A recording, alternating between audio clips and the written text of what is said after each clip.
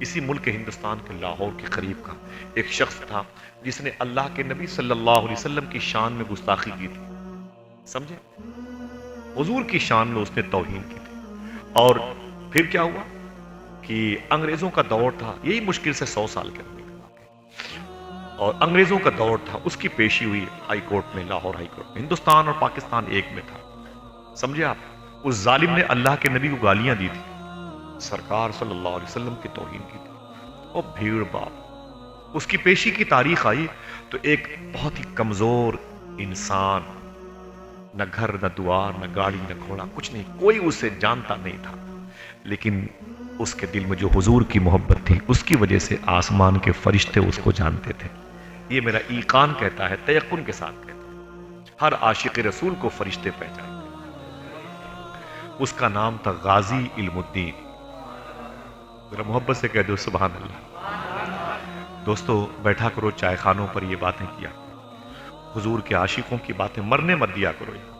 ہر وقت تمہارے دماغ پر، ہمارے دماغ پر اسپورٹس، کرکٹ، سیاست، بی جے پی، کانگریس، سپا بسپا، یہی سب باتیں ہم کریں گے تو پھر مدینے والے کے غلاموں کی باتیں کون کریں گے؟ بتاؤ۔ بچوں کو ہمیشہ قصہ کہانیاں سنا کے سلاؤ گے تو حضور کے عاشقوں کی داستان ان بچوں کو کون سنا کے بڑا کرے گا؟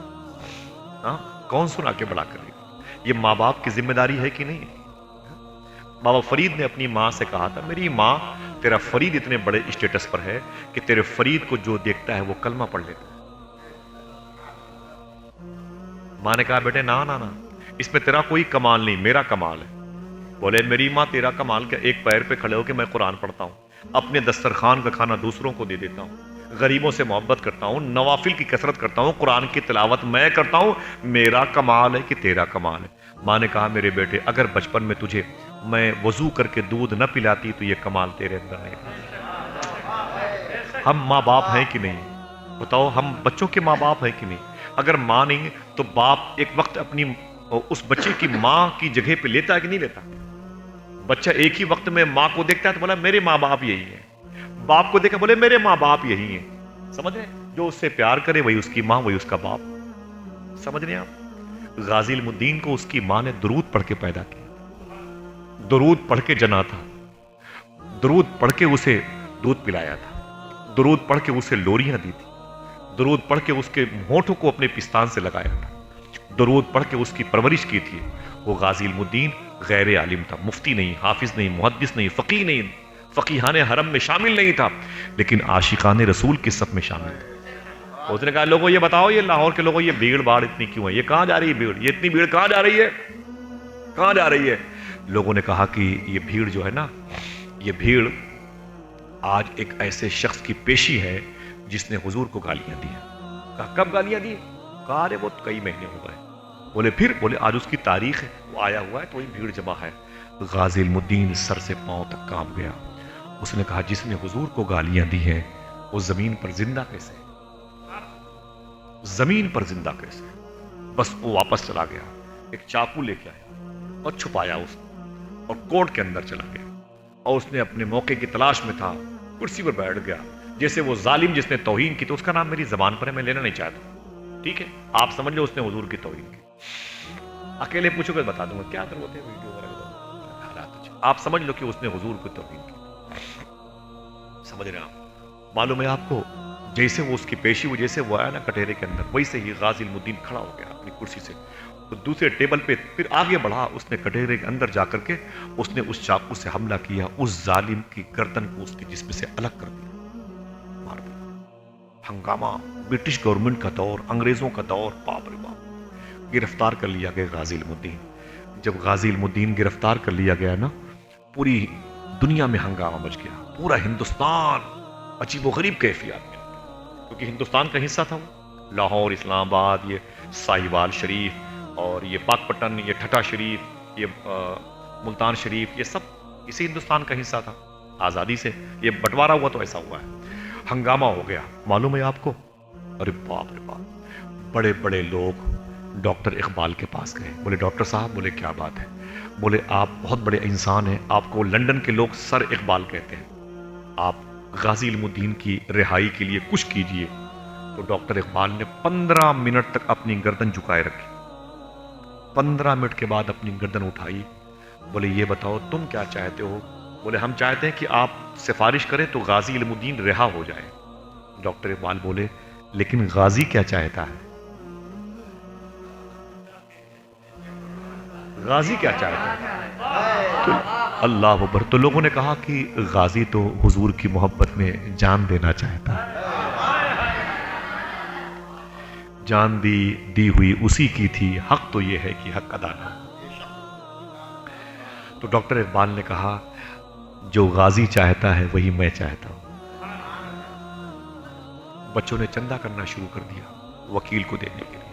चंदा करते करते गाजी के दरवाजे पर आ गए। गाजी की बीवी निकल के आई, अपने जेवरात बाली वगैरह निकाल के डाल दिया। बोले ऐ बच्चों तुम्हें अल्लाह सलामत रखे, मेरा सुहाग सलामत रहे, तुम ये चाहते हो, जाओ तुम्हारी नस्लें आबाद रहे। उतने में गाजी की माँ आ गई। गाजी की माँ आ गई। बोले क्या हो रहा है बहू बेटी?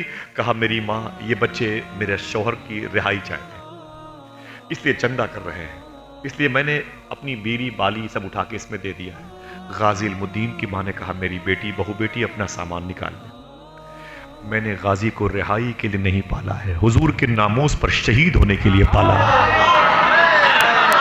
मोहम्मद रसूलुल्लाह, मोहम्मद जिसके दिल में है उसका नाम गाजी इल्मुद्दीन, उसका नाम गाजी इल्मुद्दीन,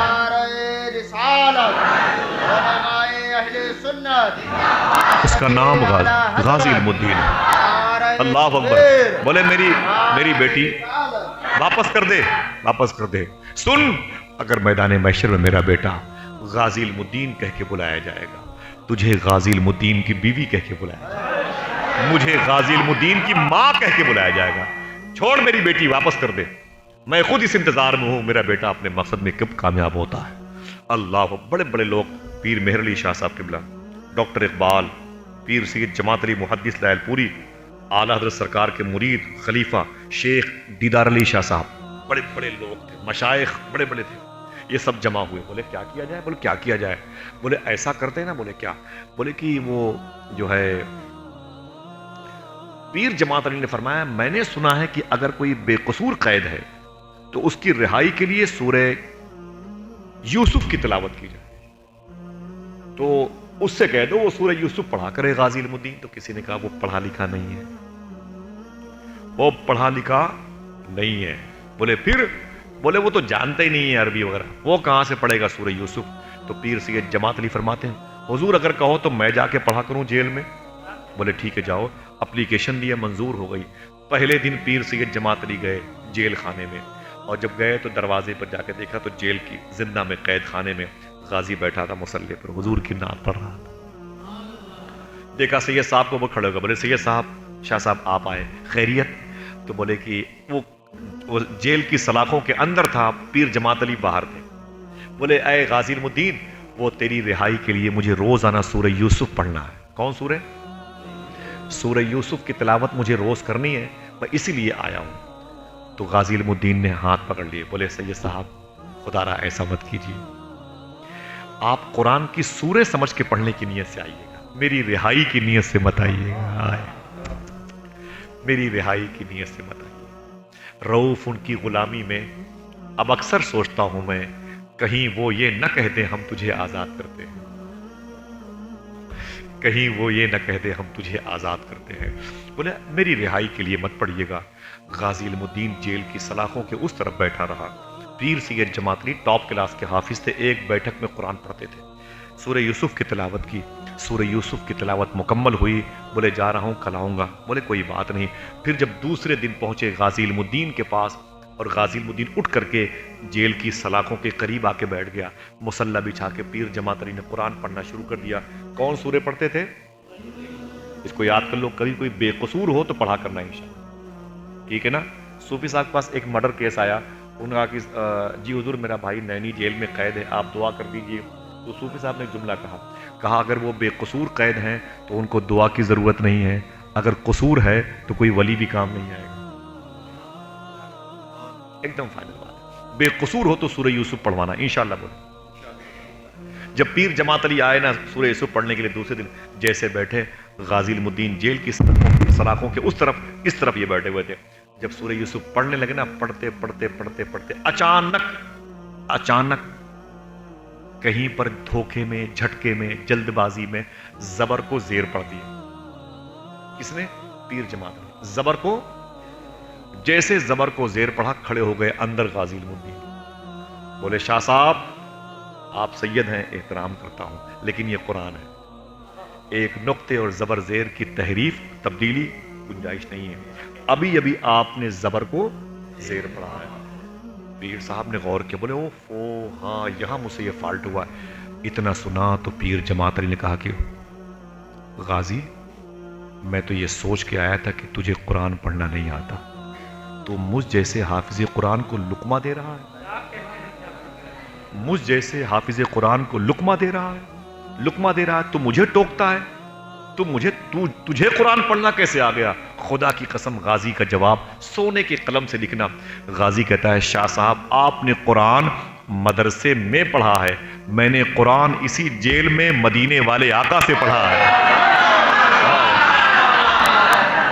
اللہ اللہ اللہ محمد رسول اللہ صلی اللہ علیہ وسلم۔ اتنا سنا مصلی لپیٹا، پیر جماعت علی کھڑے ہو گئے، بولے جس کو حضور نے قرآن پڑھایا ہو اسے میں کیا قرآن پڑھاؤں؟ واپس آ گئے۔ غازی المدین کی پھانسی کی تاریخ آ گئی، پوری دنیا انتظار میں تھی غازی شاید بچ جائے، بچے نہیں۔ غازی کو پھانسی کے پھندے پر جیسے کل صبح کو 5 بجے لانا ہے، کتنے بجے؟ پھانسی ہوئی جانی ہے، ہونے والی ہے، 5 بجے لانا ہے۔ 3 بجے اچانک جو ہوٹل کا جیلر تھا نا، وہ ٹارچ لے کے غازی کے کمرے میں گئے، دیکھیں غازی کیا کر رہا ہے، بے ہوش پڑا ہوگا، پھانسی ہونے کو 2 گھنٹے باقی ہیں۔ دیکھا تو مصلی خالی، بستر خالی، غازی غائب، تالا بند، غازی غائب۔ اس نے ٹارچ کی روشنی دی، غازی نہیں ملا، آواز دی غازی، آواز کا جواب نہیں آیا، دائیں بائیں دیکھا آواز نہیں آئی، سیٹی بجائی تو پولیس والے آ گئے، لاٹھیاں برسائی گئی قیدیوں پہ نکال کے، بولو غازی کدھر گیا، غازی کدھر گیا؟ سب نے کہا مجھے نہیں معلوم۔ 1 گھنٹے تک غازی کو ڈھونڈتے رہے، پورے جیل خانے میں سب ملے، غازی نہیں ملا۔ 1 گھنٹے کے بعد جیلر اپنا سر غازی کی جیل کی سلاخوں سے مار رہا تھا، کہہ رہا تھا غازی تو اکیلے کہیں غائب ہو گیا ہے، تیری وجہ سے نہ جانے کتنے پولیس والوں کی نوکری انگریز کل کھا ڈالیں گے، سسپینڈ کر دیے جائیں گے، یہ برٹش گورنمنٹ کا دور ہے، کہاں چلا گیا غازی، میرے بچے یتیم ہو جائیں گے۔ اچانک جیلر کہتا ہے میں نے کیا دیکھا؟ غازی اپنے مصلے پر بیٹھ کے حضور کی نعت پڑھ رہا ہے۔ پھر میں نے ٹارچ کی روشنی سے اندر پریشر مارا، دیکھا تو غازی بیٹھا ہوا حضور کی نعت پڑھ رہا ہے۔ سو جاؤں یا مصطفیٰ کہتے کہتے، کھلے آنکھ صلی اللہ کہتے کہتے، اللہ اکبر۔ تو غازی کو دیکھا تو اس نے کہا کہ غازی المدین، بولے کیا بات ہے؟ بولے جلدی آؤ جلدی آؤ۔ تو غازی اٹھ کر کے مصلے سے پھر اپنی لوہے کی جالیوں کے پاس آیا۔ جیلر نے ہاتھ جوڑ کے کہا غازی تجھے اس نبی کا واسطہ جس نبی نے تجھے اپنی محبت میں ڈبو کے رکھا ہے، صحیح بتا 1 گھنٹے سے تو کہاں تھا؟ غازی نے کہا میں مدینے گیا تھا۔ آئے ہائے اللہ اللہ، کہاں گیا تھا؟ کہاں گیا تھا؟ ایک منٹ، جا سکتا ہے کہ نہیں؟ بولو جا سکتا ہے کہ نہیں؟ سبحان اللہ، یہ مدینے والے کا کرم ہے، جہاں جہاں وہ جا سکتے ہیں وہاں وہاں ان کے غلام بھی جا سکتے ہیں۔ ہاں جا سکتا ہے۔ غازی بولے پھر مدینے شریف گیا تھا۔ جیلر بولا حضور کی بارگاہ میں؟ بولے ہاں۔ بولے یہ تالا بند تھا؟ بولے تالا والا چھوڑ، حضور کا حکم ہو تو تالا کا، سورج نکل آتا ہے، ڈوبا ہوا سورج نکل آتا ہے، کیسی؟ بولے پھر حضور نے کیا کہا؟ غازی رونے لگا، بولے میں گیا تو حضور کی بارگاہ میں حضور کے صحابہ بیٹھے تھے، میرے آقا نے مجھے دیکھا تو فرمایا علی، مولا علی سے علی غازی آ گیا؟ تو فرمایا مولا علی نے جی حضور غازی آ گیا۔ تو میرے آقا فرماتے ہیں علی غازی سے پوچھو ڈر تو نہیں لگ رہا ہے؟ یہ کوئی قصہ کہانی نہیں ہے، جا کے پوچھو تاریخی کتابوں سے۔ بولے پوچھو ڈر تو نہیں لگ رہا ہے؟ غازی کہتے ہیں علی نے مجھ سے پوچھا ڈر تو نہیں لگ رہا ہے؟ تو غازی کہتے ہیں کہ اے علی آقا سے کہہ دیں ابھی تو آدھا گھنٹہ، 1 گھنٹہ، 1 دن، 2 دن کے بعد حضور کے چہرے کو دیکھتا تھا، ڈروں گا کیوں؟ اب تو پھانسی کے پھندے پر آنے کے بعد ہر وقت حضور کو دیکھتا رہوں گا۔ تو معلوم ہے میرے آقا نے کیا فرمایا؟ خوشی کی بات ہے۔ حضور فرماتے علی غازی سے کہہ دو جائے پھانسی کی تیاری کرے، اس کی پھانسی کے وقت اس سے کہنا رسی کو اپنے گلے میں خود ڈالے گا جب موت کا وقت ہو جائے، تاکہ دنیا جان جائے کہ حضور کا عاشق موت سے نہیں، موت حضور کے عاشق سے ڈرا کرتی ہے۔ سمجھے؟ کہنا جا کر کے بول دو اے علی، بول دو غازی علم الدین سے، بول دو واپس چلا جائے. اور علی یہ بول دو جب یہ موت کے وقت پھانسی کے پندے پر آئے گا نا، علی اس سے بول دو کہ میں بھی آؤں گا، صدیق و عمر بھی آئیں گے، عثمان بھی آئیں گے.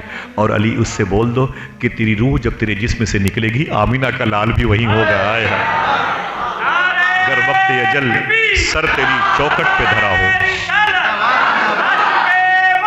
صلی اللہ علیہ وسلم. گر وقت اجل سر تیری چوکھٹ پہ دھرا ہو، جتنی ہو قضا ایک ہی سجدے میں ادا ہو. اللہ اکبر. تو غازی کہتے ہیں جیلر تجھے پتا ہے، تجھے پتا ہے.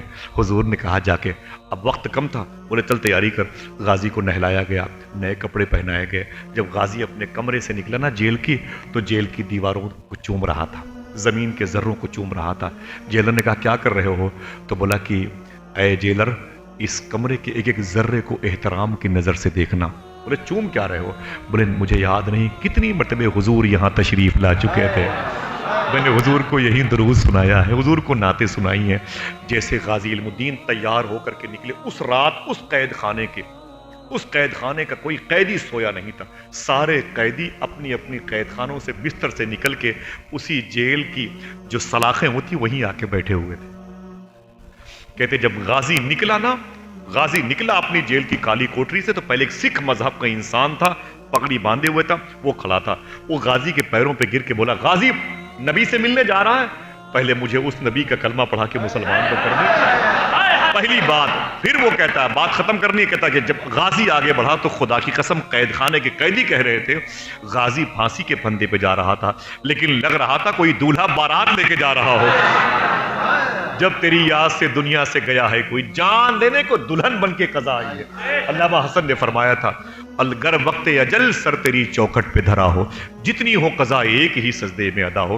غازی علم الدین جیسے ہی نکلا نا، تو جیل کی سلاخوں پہ بیٹھے ہوئے قیدیوں نے کہا جب میں نے غازی کے چہرے کو دیکھا تو ایسا چمکدار چہرہ اس سے پہلے کبھی نظر نہیں آیا. چہرے پہ چمک کیوں ہے؟ آواز آئی اپنے آقا سے ملنے کے لیے جا رہا ہوں. اور جب غازی قریب سے گزرا تو قید خانے کے سارے قیدی اپنا ہاتھ باہر نکالتے تھے اور غازی کے کرتے کو اپنا ہاتھ مس کر کے اپنے ہاتھوں کو چومتے تھے اور بولتے غازی کہاں جا رہا ہے، ہمیں چھوڑ کے کہاں جا رہا ہے؟ تو غازی مسکرا کے بولتا مدینے والے آقا سے ملنے جا رہا ہوں، مدینے والے آقا سے ملنے جا رہا ہوں. تو جیل خانے کے قیدیوں کی آواز آتی تھی مدینے والے سے میرا سلام کہہ دینا، مدینے والے سے میرا سلام کہہ دینا، تڑپ رہا ہے تمہارا غلام کہہ دینا. غازی پھانسی کے پھندے پر آیا، ابھی 3 منٹ باقی تھے اور پہنچ گیا. رسی اٹھائی اپنے گلے میں ڈالنے کے لیے. جج نے کہا غازی ابھی گھڑی دیکھو، ابھی ٹائم ہے. تو غازی نے کہا جج صاحب آپ گھڑی دیکھ رہے ہیں، میں سامنے آمینہ کے لال کو دیکھ رہا ہوں. اللہ اکبر. اللہ. پھانسی کے پھندے پر جھولا. دنیا نے اس کے عشق کے چرچے کے علم بلند کیے. جب اس کے جنازے کی نماز پڑھانے کی نوبت آئی، کون پڑھائے ایسے عاشق کی نماز؟ یہ بڑی تاریخی بات ہے، اسے لکھ لے کام آئے گا جملہ. ڈاکٹر اقبال آگے بڑھا، اس نے کہا دیکھا، ایک نظر ڈالی، پہلی صف میں جتنے لوگ کھڑے تھے بڑے بڑے اولیاء تھے، بڑے بڑے علماء مشائخ تھے. اس نے ہاتھ پکڑا، کس کا؟ شیخ دیدار علی شاہ کا. کس کا نام؟ کیا نام؟ دیدار علی شاہ صاحب قبلہ کا. ہاتھ پکڑا. اور یہ کون تھے؟ یہ اعلیٰ حضرت کے مرید، اعلیٰ حضرت کے شاگرد، اعلیٰ حضرت کے یہ لاڈلے، یہ آپ کے اسٹوڈنٹ تھے. ان کا ہاتھ پکڑا اور مصلی پر لے کے آئے. تو شیخ دیدار نے فرمایا حضور کیا کر رہے ہیں آپ؟ ڈاکٹر صاحب کیا کر رہے ہیں؟ اتنے بڑے بڑے لوگ اس میں پہلی صف میں بیٹھے ہوئے، آپ مجھے مصلی پہ لا رہے ہیں؟ تو خدا کی قسم ڈاکٹر اقبال نے کہا یہ عاشق کی لاش رکھی ہوئی ہے، عاشق کی لاش کے پیچھے مصلی اسی امام کا بچھے گا جس نے بریلی کے عاشق امام احمد رضا خان کو دیکھا ہو. جیسے مصلی پر کھڑے ہوئے، تکبیر کی نیت آئی، نیت کی، آپ نے ہاتھوں کو اٹھایا، چکر آ گیا، زمین پر گر پڑے. شیخ دیدار علی شاہ لکھ لیں، یہ باتیں ریکارڈ ہو رہی ہیں. لوگ ہنگامہ، یہ کیا ہوا، یہ کیا ہوا؟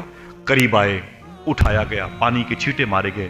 شیخ دیدار علی شاہ صاحب کو اٹھے، اپنی پگڑی اتاری، پہلے غازی کے جنازے کے پاس گئے، کفن کھولا، اپنی پگڑی اتار کر کے غازی کے پیروں سے ملا اور مل کے روئے. بولے غازی زندگی بیت گئی قرآن پڑھتے ہوئے، زندگی بیت گئی حدیث شریف پڑھتے ہوئے، بس تحریر مصطفیٰ دیکھی، قول مصطفیٰ دیکھا، کبھی چہرے مصطفیٰ نہیں دیکھا، لیکن آج مصلی تیری جنازے کے پیچھے بچھا کر کے جیسے میں نے تکبیر تحریمہ کی شروعات کی، سامنے آمینہ کے لال کو مسکراتے ہوئے دیکھ لیا۔ اے غازی، تیرے قدموں کی وجہ سے حضور کے چہرے کو دیکھنے کا شرف حاصل ہوا۔ محمد رسول اللہ، جب تیری یاد سے دنیا سے گیا ہے کوئی، جان لینے کو دلہن بن کے قضا آئی ہے۔